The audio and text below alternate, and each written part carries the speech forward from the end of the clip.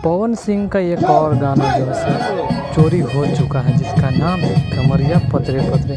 और ये जो वीडियो आप देख रहे हैं, ये भी क्लिप जैसे वायरल चल रहा है। आपको बता दें कि इस तरह से किसी का वीडियो उठाकर यूट्यूब पर डाल देना कम्युनिटी खिलाफ होता है, इसलिए इस वीडियो वायरल करने पर आपको जेल भी जाना पड़ सकता है। किसी का ऐसे ही क्लिप उठाकर यूट्यूब पर डाल देना ये सही नहीं होता है।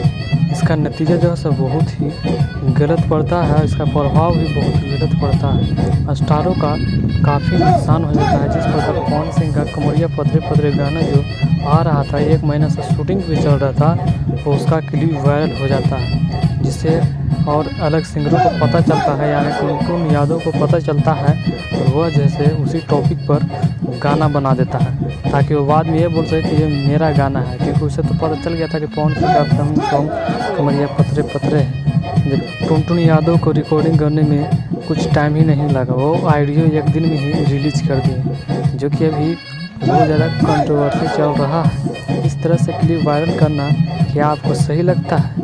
किसी का रोज़गार खा जाना, किसी का लाखों करोड़ का नुकसान कर देना क्या सही है?